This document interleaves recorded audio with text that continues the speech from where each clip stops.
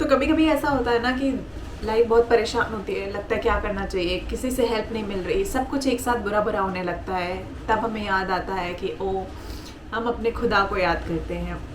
अगर आपके साथ भी ऐसा हो रहा है तो रोज़ ये 2 दुआ पढ़िए, आपकी सारी मुश्किलें दूर हो जाएंगी। वो कौन सी 2 दुआएं वो तो खैर मुझे भी नहीं पता, वो वीडियो देखने के बाद पता चलेगा। सो आज का वीडियो यही कहता है, यस, ये 2 दुआ पढ़िए और अपनी जीवन की सारी मुश्किलों का हल पाइए। तो ये दुआ क्या है, कितनी इसमें सच्चाई है, क्या इसमें जो इन्फॉर्मेशन दी गई है वो सही है या गलत है, वो तो आप मुझे बताएंगे। बट वीडियो देख के भी हम थोड़ा सा पता करने की कोशिश करते हैं कि किस हद तक ये वीडियो सही है। एंड तक ज़रूर देखिएगा, क्योंकि आई एम श्योर कहीं आप दुआ मिस आउट ना कर जाएं कि कौन सी दुआ आपको बोलनी है। तो आइए ऐसे शुरू करते हैं।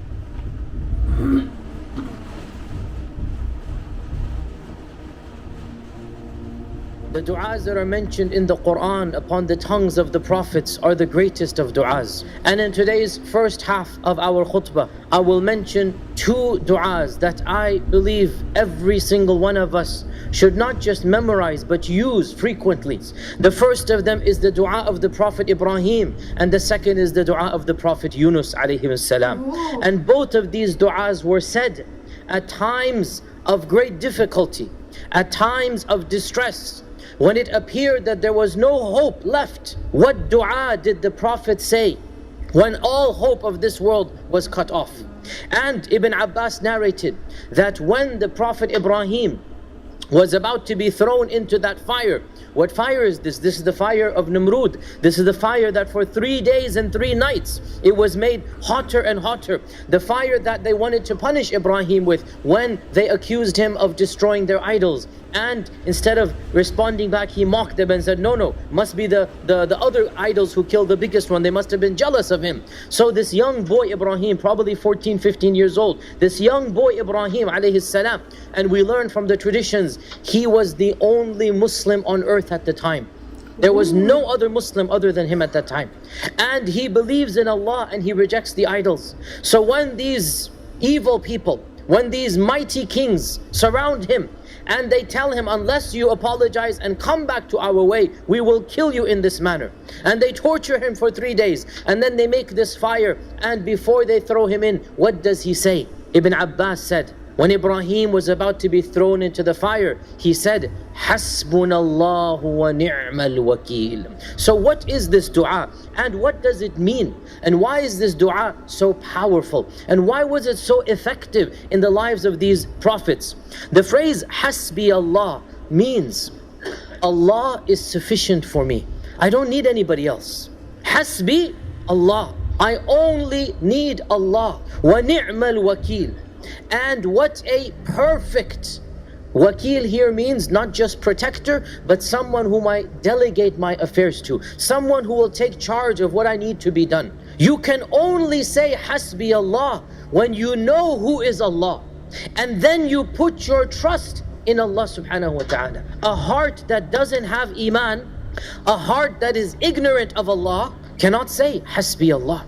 When you say Hasbi Allah, you are affirming the power of Allah, the love of Allah, the fact that Allah knows who you are, what you're doing, how much you need Him. When you say Hasbi Allah, you are saying, oh Allah, I recognize that when you decide to do something, nobody can come between you and your will. There is no strength, there is no power other than you. When you say Hasbi Allah, you say, I don't care who is against me. If Allah is on my side, that's all that I need.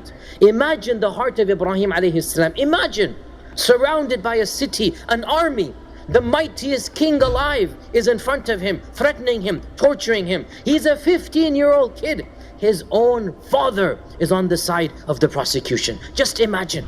Not a single soul in the world to help him. Yet what does he know? Allah will protect me. Hasbi Allah. Oh Allah, you are in charge of taking care of these mighty armies. Oh Allah, I turn to you. You will deal with this fire. You will take charge of this whole world that has gathered against me. So what happens? When Ibrahim is thrown into that fire, the fire itself becomes a garden for him. A garden, a pleasant walk in the park. It becomes beautiful, fragrant, green, cool.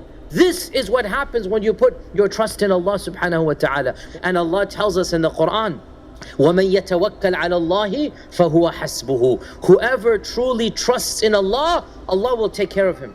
Allah says in the Quran, وَمَن يَتَّقِ اللَّهَ يَجْعَلْ لَهُ مَخْرَجًا وَيَرْزُقْهُ مِنْ حَيْثُ لَا يَحْتَسِبُ. Whoever truly trusts in Allah, Allah Azza wa Jal will make an escape route for him, will make a passage of exit for him, and Allah will provide for him in a manner that he did not expect. Meaning, if you truly put your trust in Allah, Allah Azza wa Jal will take care of your calamity, will deal with your distress, will take charge of defeating your enemies in ways you don't expect. This is the dua that we say when we are faced with major calamity, major stress. Wa ni'mal wakil means, and what a beautiful, what a perfect, what a majestic wakil. What is a wakil?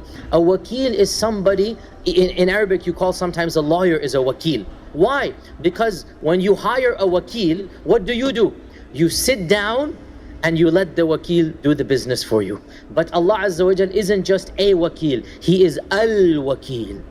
Al-wakil means you trust Him for everything. You delegate everything to Him, that Allah will take care of this. He is the al-wakil. I can't do it, oh Allah, I need you. Hasbi Allahu wa ni'mal wakil. I put you in charge, oh Allah, and you are enough for the job. You are enough to take care of me because you are my Rabb. So this is the first dua. Let us memorize it. Let us use it. And the second dua, which is also used at times of distress, at times of difficulty. I wanted both these duas to be, because we go through all types of difficulties. Every one of us, life is nothing but difficulties and one tragedy after another. This is the reality of life. So the second dua as well is a beautiful dua. And it is the dua of the Prophet Yunus alayhi salam. And our Prophet sallallahu alayhi wasallam said, no Muslim ever says this dua except that Allah will answer him. This dua is a beautiful dua. As we all know, the Prophet Yunus alayhi salam, he left his city without getting permission from Allah to leave. And this was a sin for the prophets.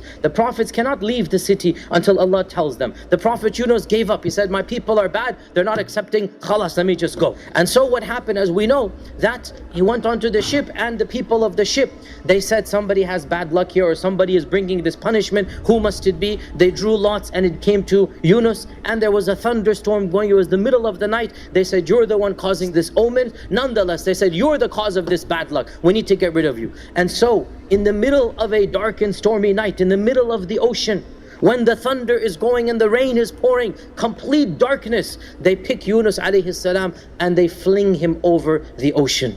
Just think about that. If any of you have ever been in the middle of the seas, how terrifying it is, even on a beautiful day, if you fall into that ocean. Imagine in the middle of the night, when the waves are coming, and the thunder, and the rain, and they throw him into the middle of that darkness, and he plunges and plunges and plunges, and as you all know, then Allah Azza wa Jal causes a fish, a whale, to swallow him. And the whale takes him deep, deep, deep down the depths of the sea. Imagine not able to breathe, completely blind in the depths of the ocean. And Allah Azza wa Jal says, what did he do? He realized he made a mistake. So what? Allah says, وَنَادَى فِي الظُّلُمَاتِ. He called out in the depths of the darkness. Wallahi, how much darkness was there? The darkness of the night, the darkness of the depths of the ocean, the darkness of the inner chambers of the whale. Darkness over darkness, would have died of fear. But Yunus alayhi salam, he realized, I need Allah Azza wa Jal. And so what did he do? وَنَادَى فِي الظُّلُمَاتِ أَلَّا إِلَهَ إِلَّا أَنْتَ سُبْحَانَكَ إِنِّي كُنْتُ مِنَ الظَّالِمِينَ. From the depths of the ocean he calls out, لَا إِلَهَ إِلَّا أَنْتَ سُبْحَانَكَ. Oh Allah, there is nobody worthy of being praised, worthy of being worshipped, worthy of being glorified other than you. Meaning what? Some people who don't have strong faith, they blame Allah for their calamities and tragedies. I'm a good person, why is God doing this to me? So, Subhanaka here implies, oh Allah, you are not worthy of any criticism, you're only worthy of worship. Inni kuntu min al-zalimin. I was the one who made a mistake. I was the one who fell into a sin. And this is the perfection of repentance. So when you affirm Allah's perfection and your own imperfection, you are being humble. And humility is the essence of worship. So when we say, La ilaha illa anta subhanaka inni kuntu min al-zalimin, we are affirming Allah is perfect. And we are acknowledging I am imperfect. And when we do this, Allah shows His perfection to us. The opposite of this is Iblis, who is too arrogant to recognize. And he says, I am better. I am the one who deserves this. What happened with Yunus alayhi salam? From the depths of the darkness, the whale comes all the way to the top at the crack of dawn, at the break of dawn. The sun is shining now, and the whale goes all the way to the shore and spits him out onto the shore. And so Allah Azza wa Jal says in the Quran, فَنَجَّيْنَاهُ مِنَ الْغَمِّ, we were the ones who saved him from his distress. And then listen to this phrase and memorize it, brothers and sisters. It is one of the most optimistic phrases in the Quran. وَكَذَلِكَ نُنْجِي الْمُؤْمِنِينَ. And in this manner, when the mu'min says, La ilaha illa anta subhanaka inni kuntu min al-zalimin, in this manner we shall save all of those who are in distress. सो दोस्तों, देखा आपने किस तरीके से कैसे इन्होंने सच में actually उन दो दुआ की बात करी है, और ये दोनों दुआ प्रॉफिट इब्राहिम और प्रॉफिट यूनुस से की हैं. तो मतलब दिस वाज अमेजिंग. और मैं एक्चुअली उतनी उर्दू तो नहीं समझ पाई और मुझे उतना याद भी नहीं है, तो आई हैव टू री गो एंड रीमेमोराइज इट, क्योंकि मेरी उर्दू अभी इतनी अच्छी नहीं है, टू बी वेरी ऑनेस्ट. लेकिन वो दुआ में जाके दोबारा यहाँ पे, क्योंकि इंग्लिश ट्रांसलेशन है तो मेरे लिए हेल्पफुल है वो याद करना. लेकिन एक्चुअली जैसे मैंने बोला कि जब आप बहुत तकलीफ में होते हो, सारी होप्स छोड़ देते हो ना, तो खुदा को याद करो और उस पर पूरा भरोसा कर लो. मतलब उस पर अपना ईमान ले आओ और क्वेश्चन मत करो कि क्या होगा मेरे साथ, या एक डाउट में मत रहो जैसे हम यूजुअली होते हैं. तो अगर आपके उस ईमान में सच्चाई होगी ना, आप देखोगे कि आपकी प्रॉब्लम कैसे झट से सॉल्व होती है. क्योंकि ऐसे सिचुएशंस ना लाइफ में बहुत आती रहती है. एट टाइम्स मेरे साथ भी ऐसा हुआ है. मेरे साथ भी कुछ ऐसी सिचुएशंस आई हैं जहाँ पे मैंने भी तो छोटे प्रॉब्लम्स ही थे वो लाइफ के. तो मैंने भी बहुत जल्दी होप जो है वो लूज़ कर दी थी. But finally I trusted my God and hopefully things went well. तो ऐसा होता है क्योंकि जब चारों तरफ से परेशानियाँ आती हैं ना, तो वो समझ नहीं आता कि आप क्या करो. लेकिन आपको बस अपना ईमान आपके अपने खुदा पे, जैसे भी आप मानते हो, वो रखना बहुत ज़रूरी होता है. और उसके बाद सब कुछ आप उस पर छोड़ दीजिए. देखिए क्या होता है आपके साथ. एक दिन में ऐसे ना चीज़ें चेंज हो जाती हैं और जादू होता है. वही यहाँ पे बताया गया है. बहुत अच्छा बयान बताया गया, बहुत अच्छा लगा सुन के. उम्मीद करती हूँ ये दुआ हम सब के काम आने वाली है और हम सब इसे रोज़ करेंगे ताकि कभी इन परेशानियों का सामना ही ना करना पड़े. इसी के साथ उम्मीद करती हूँ कि आपकी ज़िंदगियाँ खुश रहें, आप हंसते रहें, मुस्कुराते रहें, हेल्दी रहें, आपकी परिवार हेल्दी रहें और आप सारी परेशानियों से निजात पाएँ. Bye bye, take care.